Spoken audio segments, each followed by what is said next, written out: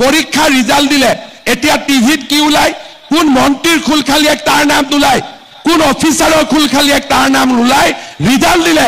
ওলাই যে ই অমুক গাঁৱৰ তৰকাৰী বেপাৰী ছোৱালী ই অমুক গাঁৱৰ খেতিয়কৰ ল'ৰা ই অমুক গাঁৱৰ ৰিক্সা চালকৰ ল'ৰা ই অমুক গাঁৱৰ ঠেলা চালকৰ ল'ৰা মন্ত্ৰীৰ খুলখালিয়াকৰ পৰা অসমখনক আমি তৰকাৰী বেপাৰী ল'ৰালৈকে আমি ৰূপান্তৰ কৰিলো আৰু এইটোৱে হৈছে আমাৰ জীৱনৰ আটাইতকৈ ডাঙৰ সফলতা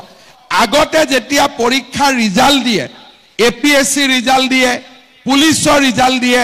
তৃতীয় চতুৰ্থ শ্ৰেণীৰ ৰিজাল্ট দিয়ে তেতিয়া টিভিত কি ওলাই বাতৰি যে কোন মন্ত্ৰী লৰাই ডিএসপি হল কোন অফিচাৰৰ লৰা গৈ পেলাই মেজিস্ট্ৰেট হল কোন ডাঙৰ বিষয়াৰ খুলখালিয়াকে গৈ পেলাই প্লেনিং অফিচাৰ পালে কাৰ খুলখালিয়াকে গৈ পেলাই টেক্সৰ সুপাৰিনটেণ্ডেণ্ট হল কোন দ্বিতীয় হল পেপাৰ আৰু টিভিত এই লিষ্ট বিলাক আহিছিল আৰু এই লিষ্ট বিলাকৰ লগত কি লিখিছিলে যে এনেকুৱা এটা চাকৰি পাবৰ কাৰণে হয় মন্ত্ৰী বিধায়কৰ খুলখালিয়াক হ'ব লাগিব নহলে মন্ত্ৰী বিধায়কৰ লৰা হ'ব লাগিব নহলে মন্ত্ৰী বিধায়কৰ আশে-পাশে থাকিব লাগিব পঢ়া শুনাৰ কোনো মূল্য নাই পঢ়া শুনা কৰিলে অসমত কোনেও চৰকাৰী চাকৰি নাপায় আৰু মানুহে এটো মানি লৈছিলে মোৰ ওচৰতে আহি কয় যে দাদা কিবা এটা লাইন দিয়ক মই মেজিস্ট্ৰেট হ'ব লাগে কোনোবা আহি কব যে মই 1 কোটিলৈকে টকা ঘোষ দিম মুক চাকৰিটো জেনে তেনে কৰি দিব লাগে মানুহে ভাবিছিলে টকা দিয়াটোৱে নিয়ম আৰু বিনা টকা চাকৰি কেতিয়াও সম্ভৱে হ'ব নোৱাৰে আৰু তেনেকৈ আমাৰ অসমখন ৭৫ বছৰ চলি আছিল 2021 চনত মই মুখ্যমন্ত্ৰীৰ দায়িত্ব লোৱাৰ পিছত কৈছিলো যে এনেকে নহয় আমি পৰিবেশৰ পৰিৱৰ্তন কৰিম আজি মই 1.5 লাখ লৰা ছোৱালীক চাকৰি দিলো 1.5 লাখ লৰা ছোৱালীৰ পৰা 1 লাখ টকাকৈ যদি মই ললোহেতেন মোৰ পকেটত 1500 কোটি টকা আহিলেতেন আৰু 1 লাখ দিয়াটোত কাৰো আপত্তিয়ে নাই 10 লাখ 15 লাখ 20 লাখ 1 কোটিলৈকে দিয়ে 1 লাখ দিলেতো হাঁহি দি দিব আজিয়ে যদি মই ইয়াত কওঁ যে আপোনালোকৰ লৰাক মই চাকৰি দিম 1 লাখ টকা মোক গধূলি ভিতৰত দিয়ক সবেইটো গধূলি ভিতৰতে লৈ আহিব 1 লাখ টকা যদি মই ললোহেতেন 1500 কোটি টকা মোৰ ঘৰত গলহেতেন কংগ্ৰেছ দলে কয় যে মই দুৰ্নীতি কৰো আৰে দুৰ্নীতি যদি কৰিলোহেতেন 1500 কোটি টকাটো মোৰে পকেটত আহিলেতেন আজি আপোনালোকে চাওক পৰীক্ষা ৰিজাল্ট দিলে এতিয়া টিভিত কি ওলাই কোন মন্ত্ৰীৰ খুলখালিয়াক তাৰ নাম নোলায় কোন অফিচাৰৰ খুলখালিয়াক তাৰ নাম নোলায় ৰিজাল্ট দিলে ওলাই যে ই অমুক গাঁৱৰ তৰকাৰী বেপাৰী ছোৱালী ই অমুক গাঁৱৰ খেতিয়কৰ ল'ৰা ই অমুক গাঁৱৰ ৰিক্সা চালকৰ ল'ৰা ই অমুক গাঁৱৰ ঠেলা চালকৰ ল'ৰা মন্ত্ৰীৰ খুলখালিয়াকৰ পৰা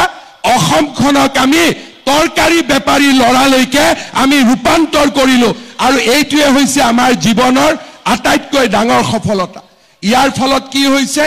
এতিয়া ল'ৰা ছোৱালীক মাক দেউতাকে কয় যে পঢ় চাকৰি পাবি ল'ৰা ছোৱালীয়ে স্কুলত আগতকৈ বেছি যায় এতিয়া মই যোৱা কালি পৰহি দিনাখন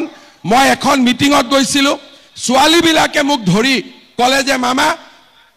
মই সামগ্ৰীত গৈছিলো ছোৱালী বিলাকে মোক ধৰি পেলাই কলে যে মামা আমাক স্কুলত শিক্ষক লাগে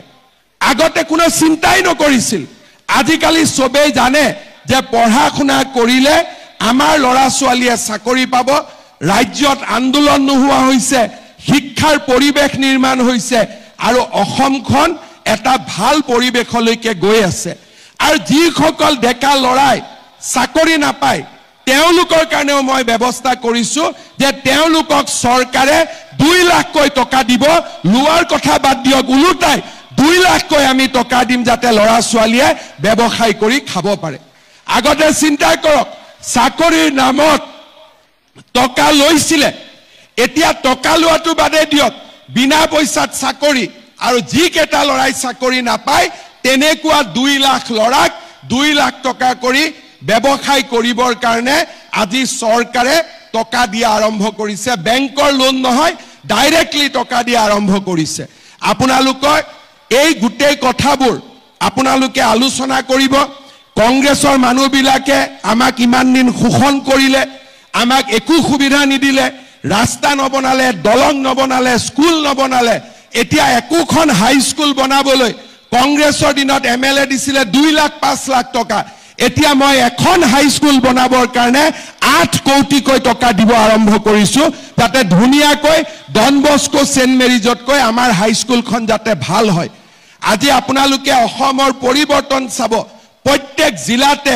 মেডিকেল কলেজ হৈছে প্ৰত্যেক জিলাতে ব্ৰহ্মপুত্ৰৰ ওপৰত দলং হৈছে প্ৰত্যেক জিলাতে আজি একোখনকৈ বিশ্ববিদ্যালয় হবৰ কাৰণে আৰম্ভ কৰিছে 3.5 বছৰৰ ভিতৰতে